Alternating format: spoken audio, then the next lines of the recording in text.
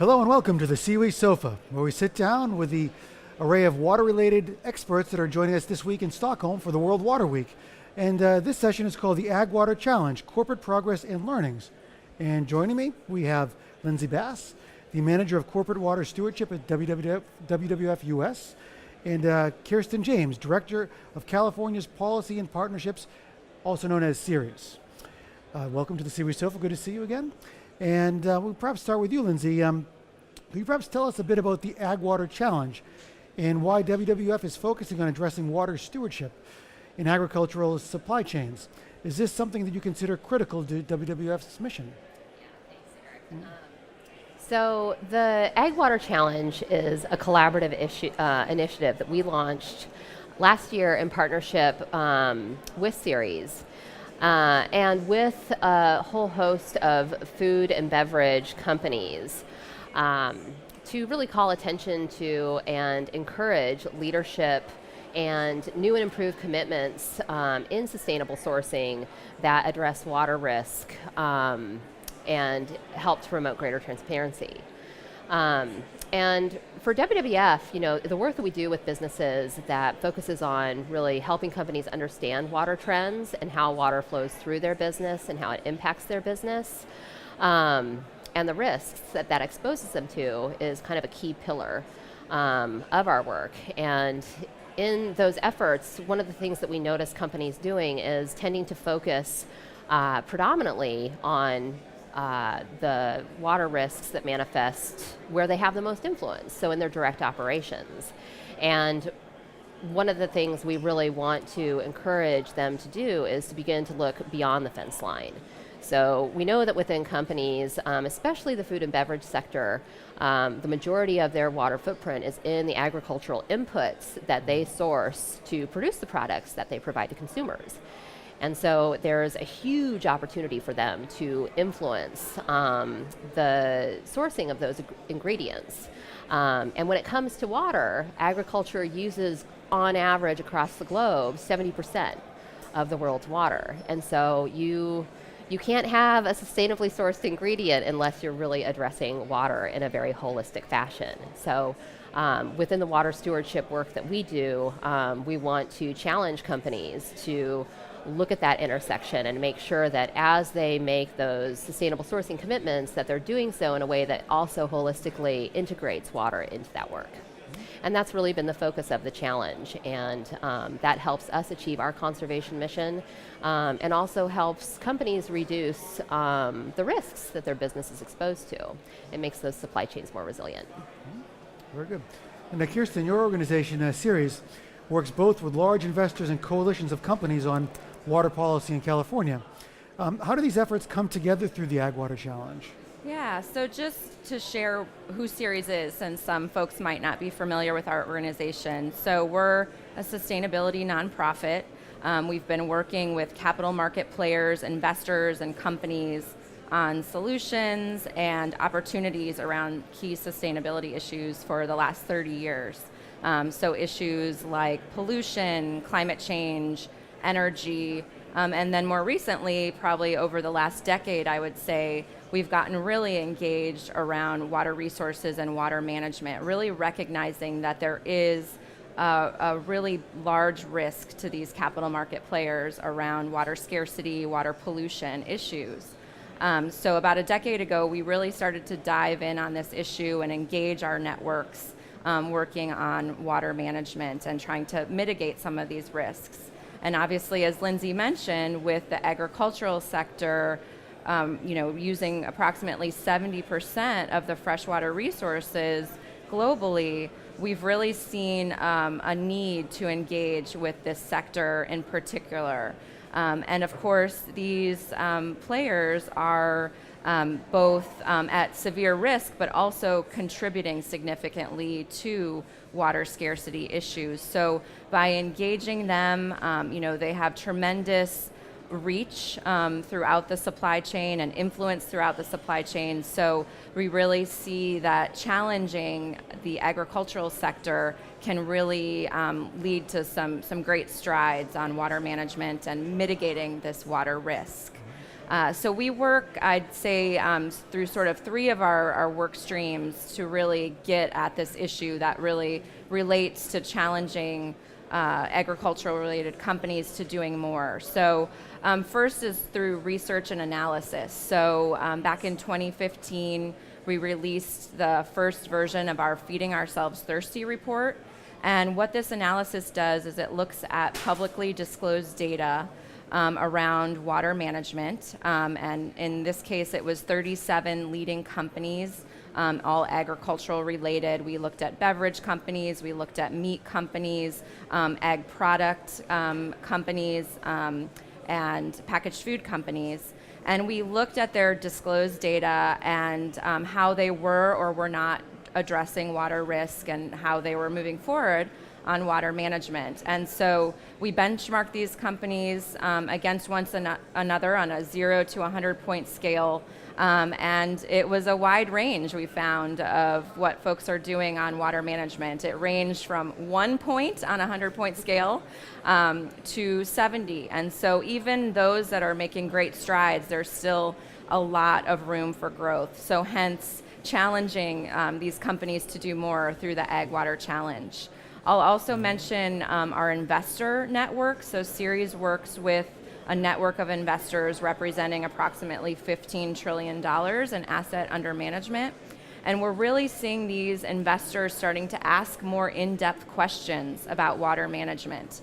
It's not just the reporting or disclosure kind of issues of yesterday that are at the forefront of these investors' mind. They're getting more engaged and asking tough questions of companies about what they're doing on water management and in the agricultural sector in particular.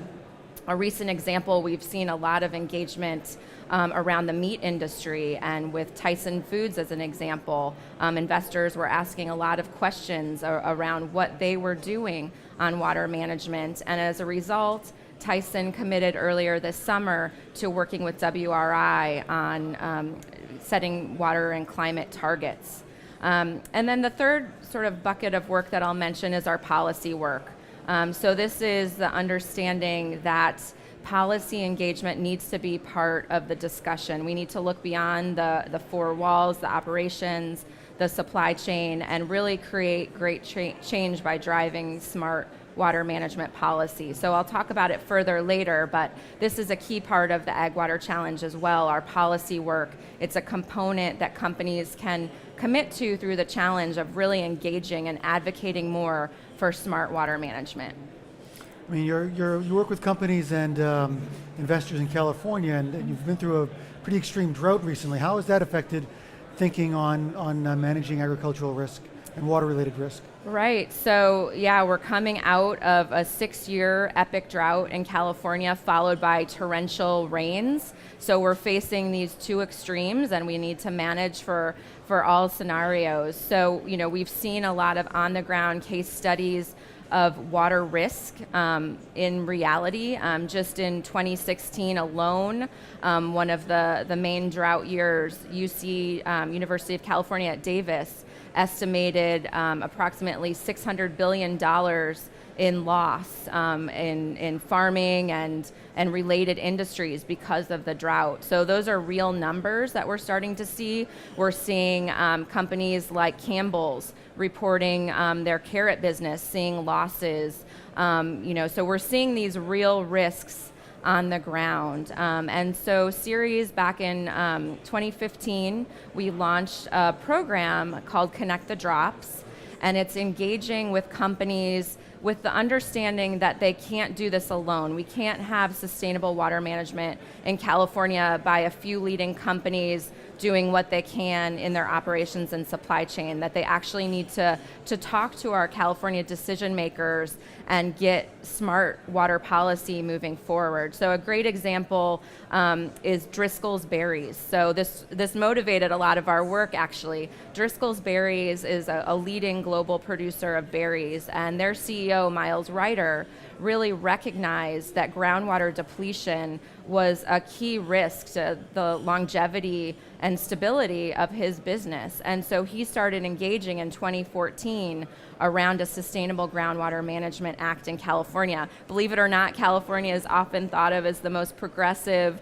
state in the nation and even globally on some of these issues, but we were a laggard in our groundwater management. So Miles Ryder came to the table when this policy was about to fail and became an active voice, and the policy actually passed in 2014. And so that really is an example that goes to show the power of the business voice and the economic voice in these discussions to set our state on a sustainable water management path. So with that in mind, Ceres launched our Connect the Drops campaign, which is engaging 27 leading companies, many different sectors, including food and beverage sectors, many with supply chains in California, around smart policy. So there's a number of examples of folks from the Food AgWater Challenge that have been engaging with us on things like groundwater management, policies around water conservation, policies around safe drinking water. Just last week, Coca-Cola joined us in Sacramento talking to our decision makers about these key policies that we need in California. So, our Connect the Drops campaign is really bringing that business voice and showing that companies really need to get engaged on the advocacy in California and beyond. I happen to love almonds and walnuts grown in California, and so I'm very happy to hear you're addressing the water really, because I know they're very thirsty crops. I'm very happy to hear that you're working in that direction, and the fact that some companies are scoring 1 out of 100, it seems like there's some significant work to be done. Yes, there is. We have our work cut out for us. We've seen some improvements, which I'll share a little later, but there's extreme room for growth, definitely. And Lindsay, perhaps you can explain to us what the value proposition is for companies to engage in the AgWater Challenge. Yeah, I think for a lot of companies, water can be a really complicated issue to try and get your arms around, especially when supply chains and agriculture supply chains are already pretty complex. And so, three big things that come to mind in terms of the value proposition, and a lot of what we heard from our first cohort of AgWater Stewards was, one, that the AgWater Challenge presented a really clear framework of what we wanted to see from companies on water in supply chains. And so it really laid out a nice 5 key ingredients is what we called them. So the first 2 are really around enabling conditions, so doing a comprehensive risk assessment that really got into understanding where are those big risky red growing regions that you're sourcing from for your key ag commodities. And then also making sure that policies that are in place around sustainable sourcing do have water kind of integrated into their fabric, and that there's also leadership commitment and connection to other key parts of the business, such as the procurement office, which is in charge of sourcing these ingredients for the companies. So those were the first 2 ingredients, really setting up a good enabling condition. And then the last 3 were really around setting time-specific measurable goals around those key agriculture commodities, the key watersheds where companies tend to source them from, and getting engaged in regions with others. And then finally, to that point, engaging producers and helping to be a partner and a support to producers that really do need, they're the final end in the chain of really making impact and action happen on the ground. So really providing some guidance around those 5 ingredients to companies was a big value add. And then also, the second thing they mentioned was the ability to tap into a peer learning network.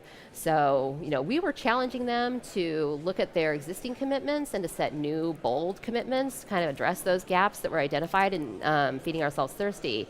But the opportunity to come together in kind of a pre-competitive space and talk to each other about what was working, what wasn't working, what was allowing people to advance, was really, really a big value add to our corporate partners in the challenge.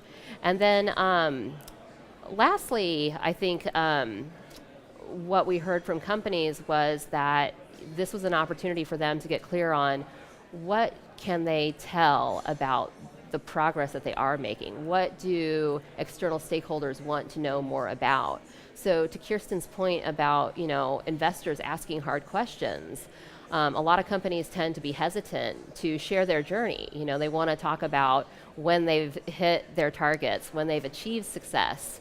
And until that point, it can feel like radio silence to external stakeholders. And so it can be really, really important to have that support and encouragement through platforms like the AgWater Challenge to allow companies to come forward and share more of those progress-oriented stories that they're on a pathway, they're doing good work, and hopefully what that does is it motivates other companies to join in and to recognize that though these issues and challenges are complex, we can tackle them, and we can tackle them together.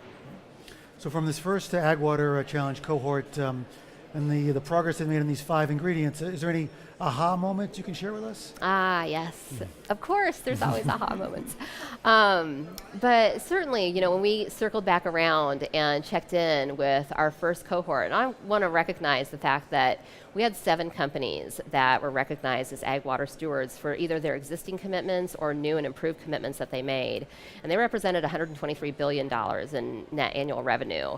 And together put forward 18 new commitments around water. And what they told us when we went back to them talking about the progress that they've seen in their journeys over the last 9 months is that the challenge really provided an opportunity for them to stay the course. So making public commitments is an opportunity to kind of put a flag in the sand that you're going to do something.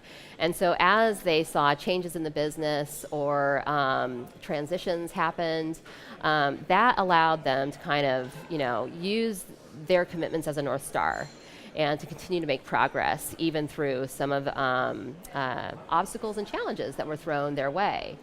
So we've seen companies like WhiteWave, which is now Wave after the merger that they just went through, has made significant progress around their risk assessment work and are now putting together some key roadmaps for some really important commodities like almonds in California.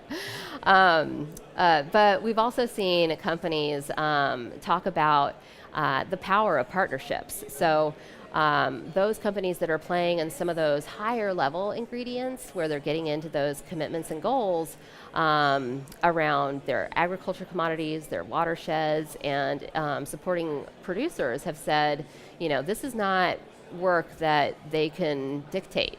They have to build relationships. They have to have the trust of producers, and they have to understand production systems, both from a large context and smallholder contexts.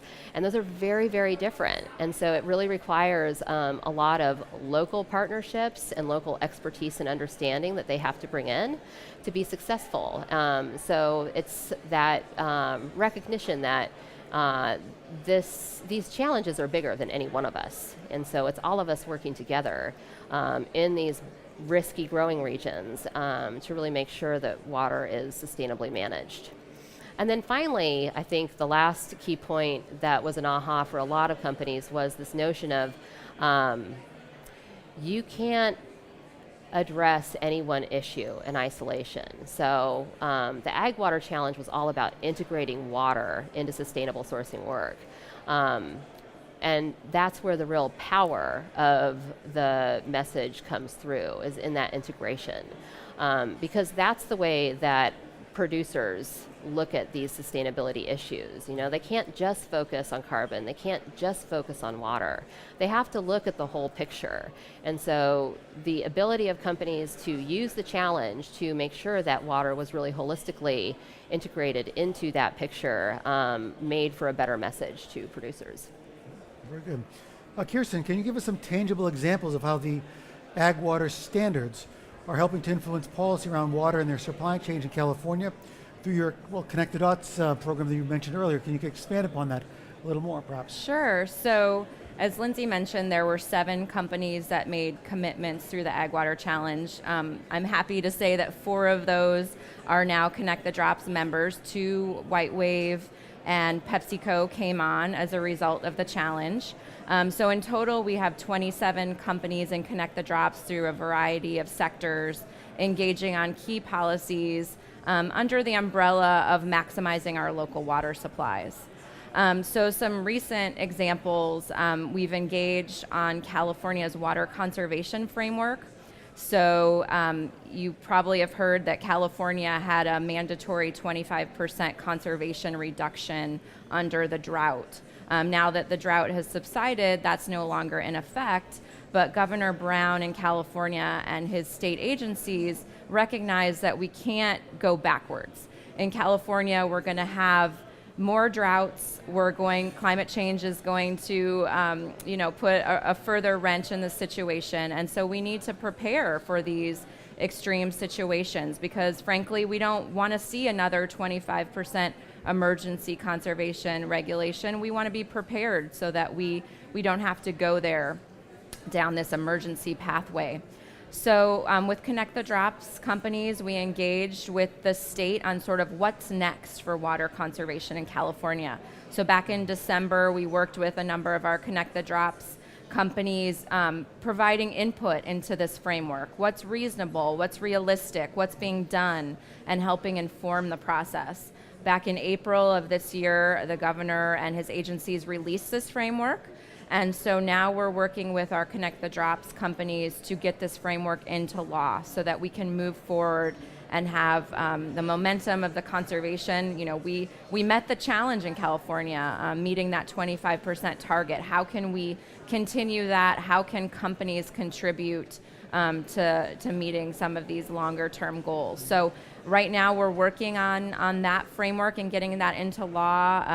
PepsiCo is an example of a company that's joined us in support of the framework, and so we're trying to move that forward.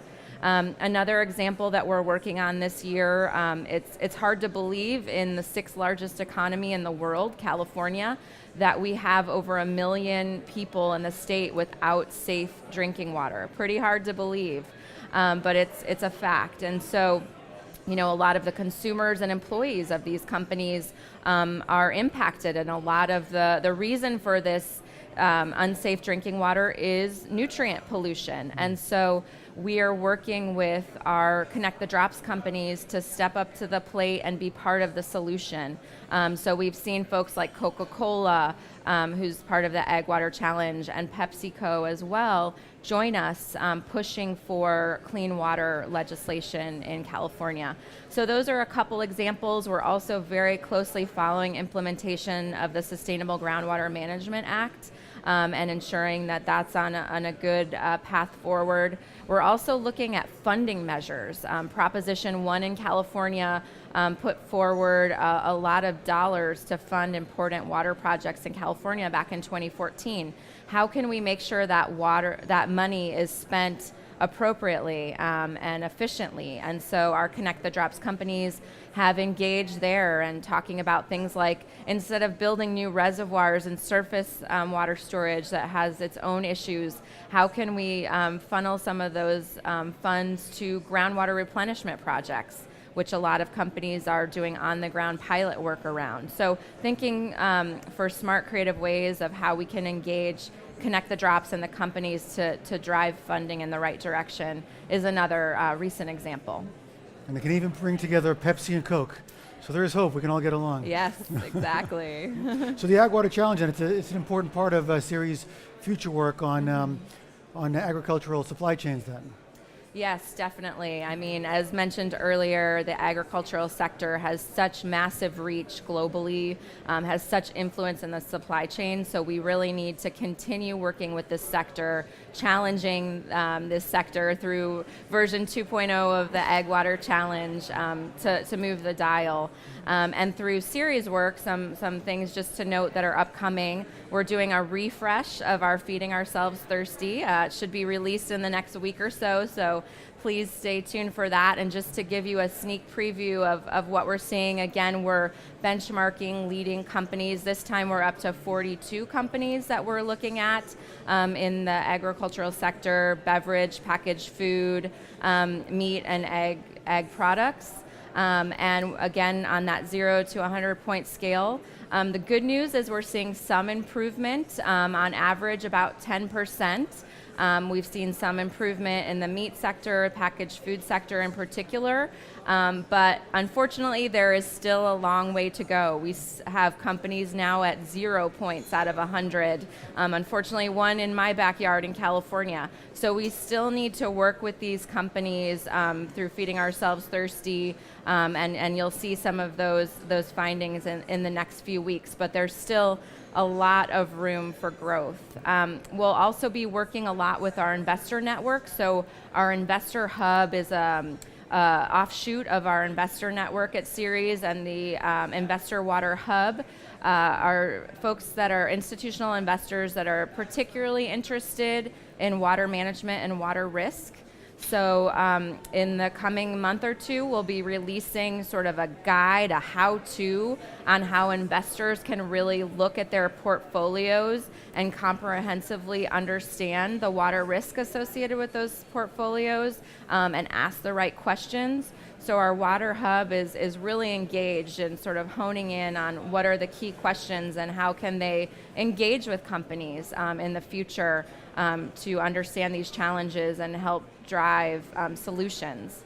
And then on the policy front, we'll continue working through Connect the Drops. We hope to expand the work, expand the number of companies engaging with us. Hopefully more will join us through the next version of the AgWater Challenge. There's so much more impact we can be making in California. We can share these lessons learned with other parts of the nation, other parts of the globe, of how advocacy can really help move the dial. So there's a lot of work to be done on that front. So we'll definitely continue to work on the policy realm and engaging companies on advocacy around water management. Very good. And Lindsay, perhaps you can tell us about the next phase of the AgWater Challenge, what your plans are and which aspects you're most excited about. Yeah, absolutely. I think one of the things that I've found really inspiring about the challenge is not only the fact that we've challenged companies to improve and reach higher. I feel like it has challenged us as organizations to provide better resources, better guidance, new tools that can help companies address, the gaps that they have within their approaches. So from the WWF side, we'll be relaunching a new version of our water risk filter to help companies more easily assess risk within their agriculture supply chains. We'll also be updating agriculture standards report that really helps companies evaluate, as they're looking at standards as one possible strategy for sustainable sourcing, which ones are strongest on water, and how might they influence the strengthening of those that might be a little bit weaker around the key commodities that they're sourcing. So we found a lot of those synergies in the first phase of the challenge, and so I think as we head into the second phase, we definitely want to leverage new and improved tools with our second cohort of companies. The other thing that's really exciting about what we heard from our progress calls with the first cohort was that there's really an appetite for more. So I think there's a lot of potential to engage our signature AgWater Stewards from our first year with following years and really grow that peer learning network. And then in addition, one of the other things that we're looking at is how can we really bring new stakeholders into the challenge. So continuing to maintain our focus on the food and beverage sector, but are there other partners that can come in and help to expand the impact of the challenge, like the retail sector? So big food retailers, do they have a role to play here?